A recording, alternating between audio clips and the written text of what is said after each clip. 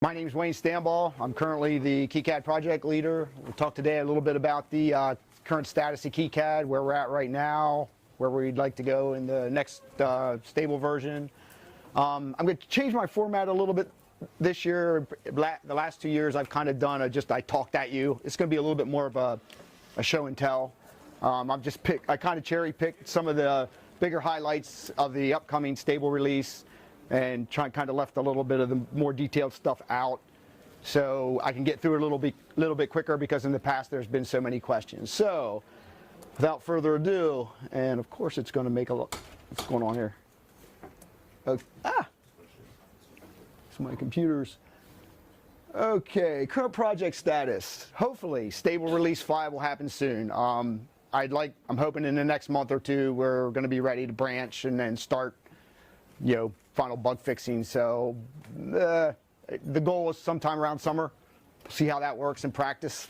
Anybody who's ever done an open source project knows that doesn't always work that way. The version 6 development roadmap is complete. If you want to go see that, it's online on the KiCad website. We have seen a increased interest in user interest from the downloads from our website. Increased commercial interest, and I was told earlier when talking to Javier that there was a sudden spike in donations, and if people who know the whole situation with Eagle know probably when that happened and why it happened. So, and that's a good thing. Thank you, Eagle. Now, yeah, I'm not going to complain. This year, for the first time, we had 2 hackathons. Some of us were at CERN over the summer in July for a week, and then there was another hackathon in the fall in Brazil. And I don't normally like to give too many commercial people credit, but I don't know if you were familiar, somebody had hijacked a long time ago KiCad.org.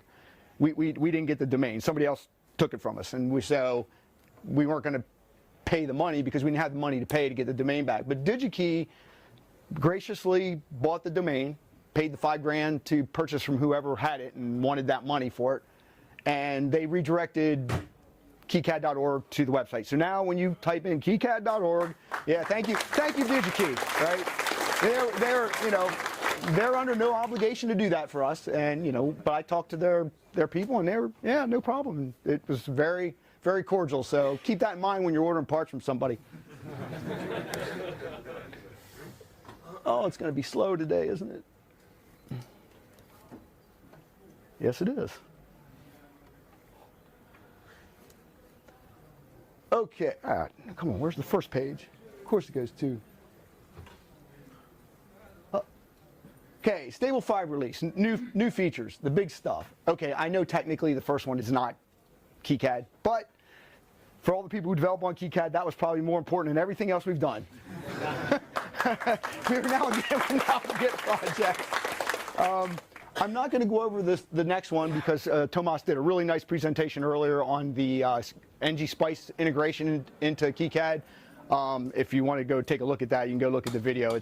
It's really nice. If you haven't had a chance to use it, if you're a Spice user, I highly recommend you try it.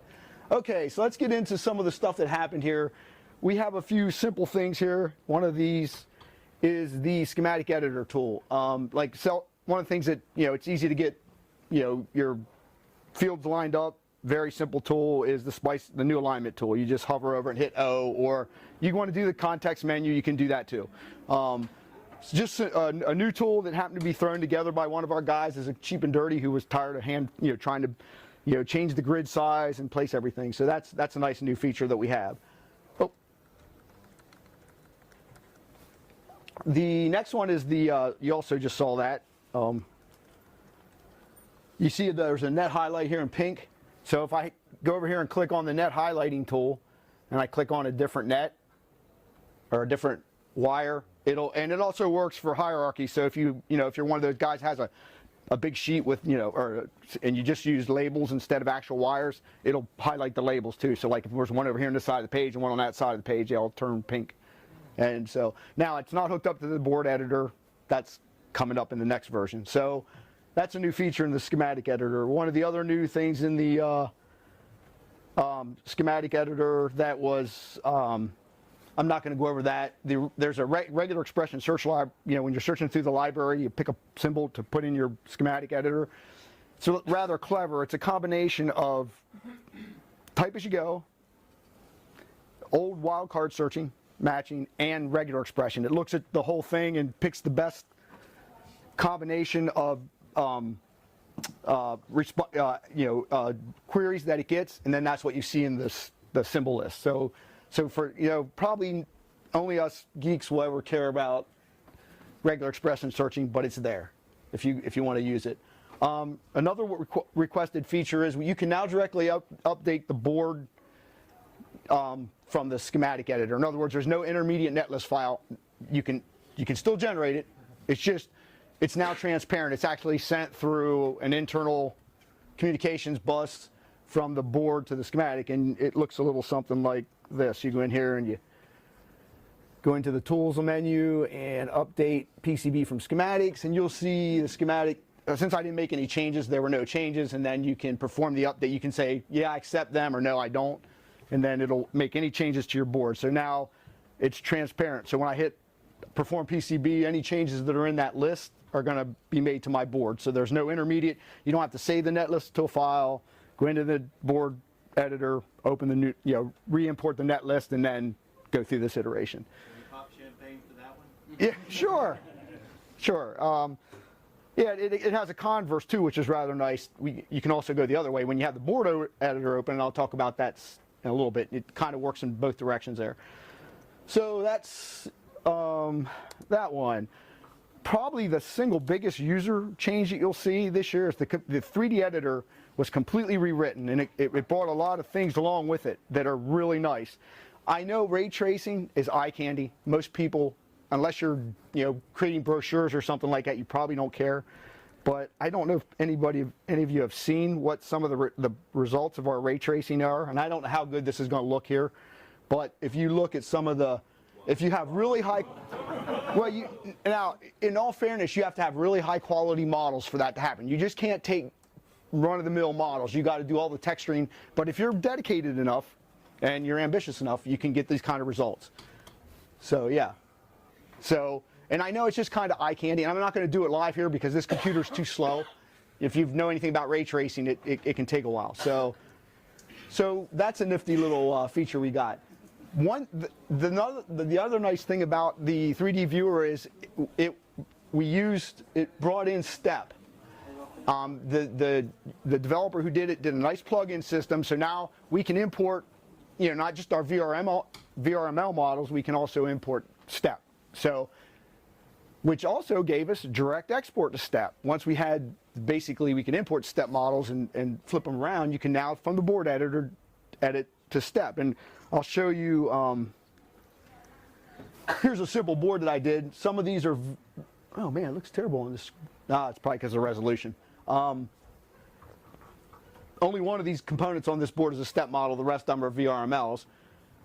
So when you do the export, you will see something like, where's FreeCAD here? No, that ain't it. Where is it? There.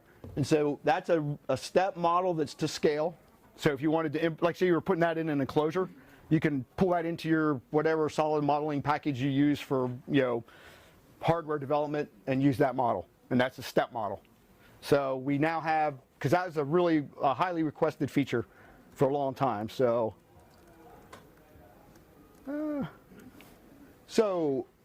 that was the 3D viewer bought us all that. So we also now support rounded rectangle, in the past we've only just had pure rectangles. We now support rectangular or rounded rectangulars.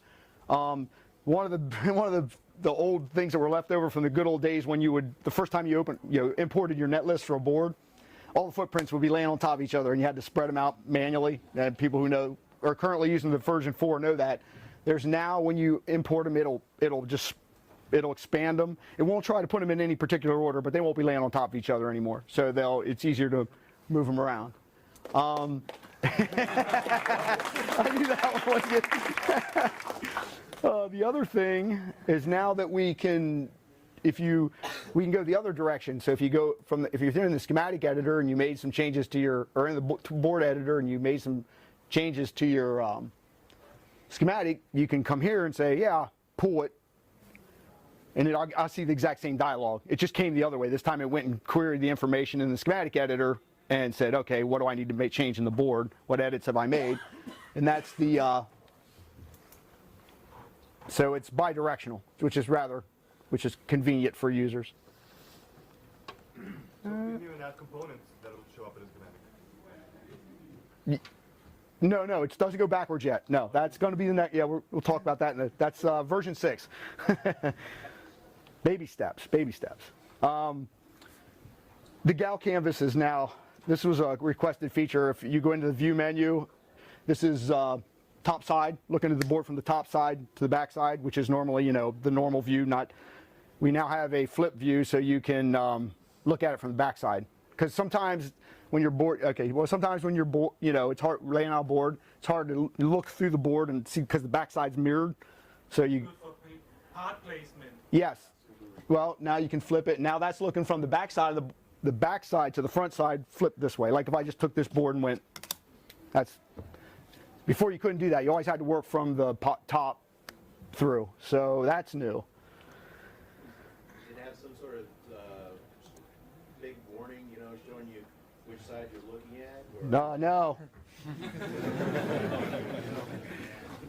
There's a checkbox that tells you you're in flip view, but no. This computer doesn't show that very well, but there's anti-aliasing support for the OpenGL canvas. So like when you see the net names on the traces, they're just smoother looking now. It's the text is rendered with if your graphics card supports it. We now have anti-aliasing support. Gerber X2 extensions. Gerber's desperately trying to stay relevant. I don't know how familiar you are with them, but you can embed things like to stack up, your layer stacks right in your Gerber files now.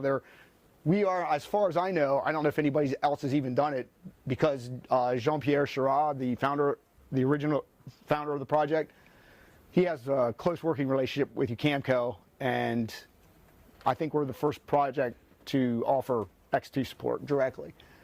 And now the push and shove router now, in the past, like when you were shoving stuff around, sometimes you didn't get the clearance around your traces. So if for some reason you couldn't route something through because you were violating your clearances, you actually see the clearance now on the push and shove router. The legacy always had that. You could see where the clearance was. So that's the new features. Okay, it's going to be slow. Come on. What's it doing? Okay, some improvements. I'm going to not go over too many of these. We got some new bitmaps in the launcher. The schematic editor configuration is now a unified tab-oriented dialog. It's cleaned up. We used to have like 3 or 4 different ways, like color settings. They're on a single dialog now. It's much cleaner. The symbol editor library, that's not here. Our library editing we know is weak. Our library management tools are a little weak, so we're in the process of working on that. We changed the Python shell from PyCrust, which is just a real basic Python shell, to the PyAla Mode, which is a little bit nicer editor. So when you fire up the Python shell from KiCad, or from PCB-New, you get a little bit nicer shell to work, or nicer Python shell to work with. We have object selection filtering the gal canvas. That's not been committed yet, but that's coming. You can filter by objects. So when you're selecting a big group, you can just filter by, say, a footprint or a text or whatever, and you're only going to get the text. Oh man. So just a couple of code improvements. The 3D model has a plugin manager which brought in open OCE. That's one of the reasons we got Step. The schematic plugin is IO Manager's just about done and getting ready to be committed.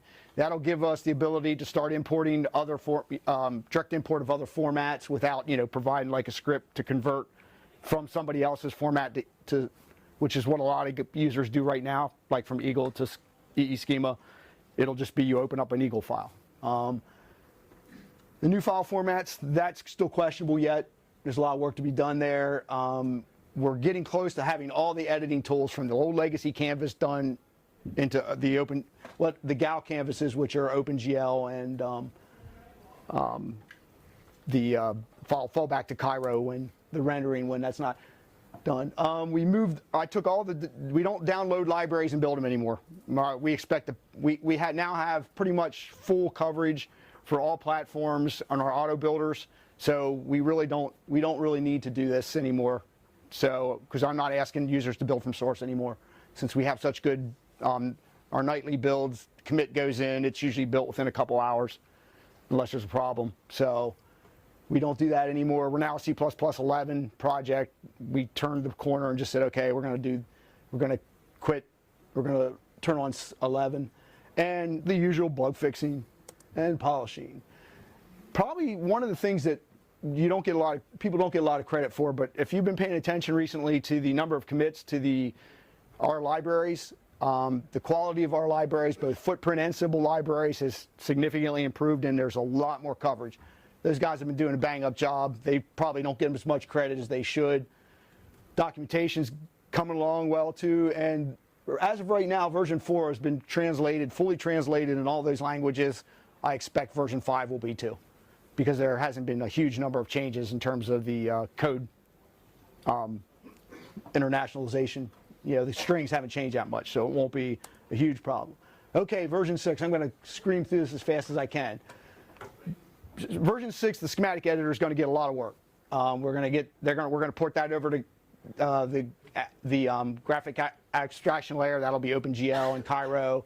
The new tool framework, which will give us the selection of objects similar to what we have now in Pchnew. We're going to have a shared object, a common low-level library for the schematic objects. There's also going to be highlighting when you're working in Pchnew. You click on a net, and the trace in the board editor gets highlighted. It's part of the original. The first part of that change has been done, where we can just click on nets and highlight. That'll be bidirectional. If I'm in the board editor and I click on a trace or all connected traces, it's going to go back the other way and highlight that in the board editor or in the schematic editor. We're going to change over to system fonts instead of right now using our hard-coded font, which the reason we have that is because if you render boards, it has to be accurate. On the schematic, it doesn't matter. So here people can use creative fonts and use whatever they want. That was kind of a implementation thing. This is coming. We're working on this now already, but it's not going to be, I don't want to hold up the next stable version for that. I'd love to have it in my pocket right now, with all fairness, in all honesty, but we're working on that. So that means you got a schematic, we already have a direct import of, if you don't know, we already directly import Eagle board files and footprint libraries. But we still don't have the schematic, and the symbol library import that's our Achilles. We're missing that part, right? So you can't, you want to be able to put both pieces back together. So that's coming in the next version. It's just giving me fits.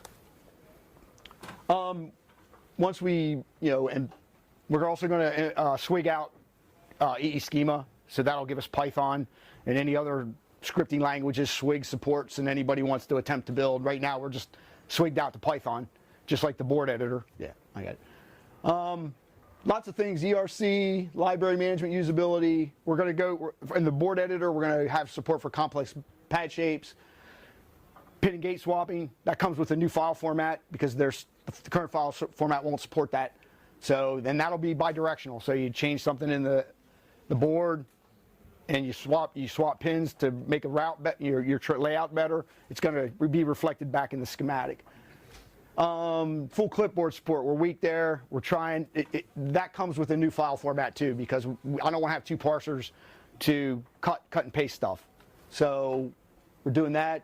We're redoing the geometry library, so we're going to have improved coverage for our design rule checks on the board. So that's going to be big, and darn it's give me a keep out zones on boards, and then we're going to do the same application of the wildcard of the search on the footprint library search. So hatched zones. Right now our zone fills are solid. Externally linked objects, and that comes with the group, so you can group a part of the board layout and duplicate it multiple times with the external reference. You make the change to 1, and all the, I think it's called snippets in some of the other EDA packages. Board stack up impedance calculator, that one might be a stretch. We also like to do improve the rats nesting so that we can change colors of each rat, of each line, or turn them on. And if you have a complex board and you have to look at all the entire rat's nest, and you're like, you can't see the forest through the tree. So we're going to make some improvements there. This one, if WX Widgets ever gets its AUI together, that one may not happen again. And we'd also like to port the Gerber viewer to that would benefit from being OpenGL, because that's pretty graphics intensive. Okay, way out. Microwave support tool for the board editor, because we will need the geometry library will be needed to support that.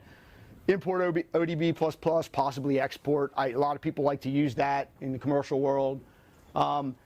Database management, there's been a lot of interest in that lately from commercial vendors, that they want to be able to plug into their CIS system. They make a part change.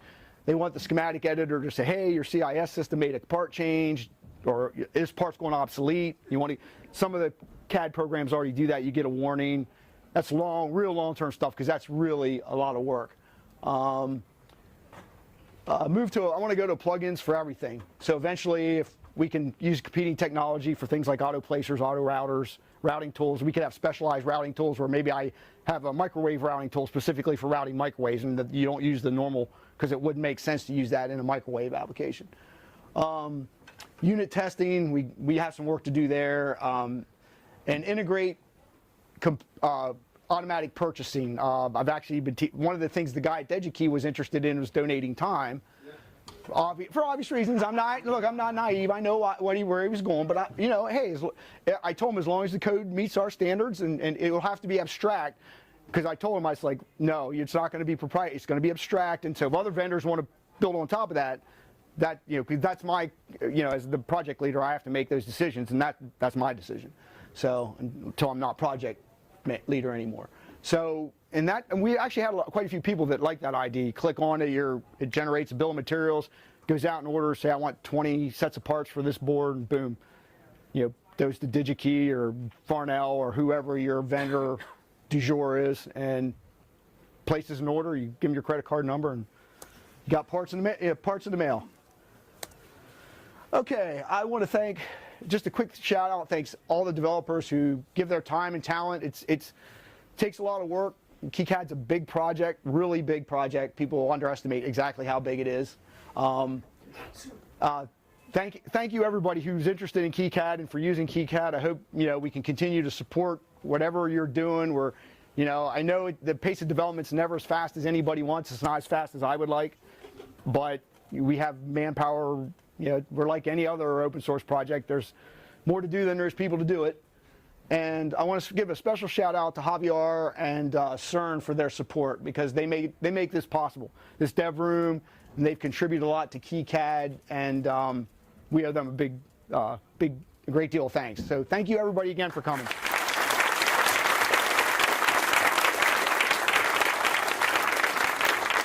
All right, questions. Can you import, how do I check that both schematic and board are consistent? Can I check it on the command line at the end of the day that I didn't forget because of the question is how can I make sure that the schematic and the board are up to date? Can I do it on the command line? No, it's going to be in the graphical user interface, and honestly, we don't have a direct way to do that right now. I suppose we could write some kind of connectivity-ish where we say, hey, your schematics changed, it will impact your board. At least warn you, because we do have the tool now where you can do the direct, you're going to be able to directly update the schematic, or you're in the board, oh yeah, I updated my schematic. Yeah, go update from schematic. So it's detected by some phone call and so forth. It's something to think about. I mean, certainly if it's something we'd have to look at, but I'm sure it's doable. I mean, a lot of these things are doable. It's just, when do we do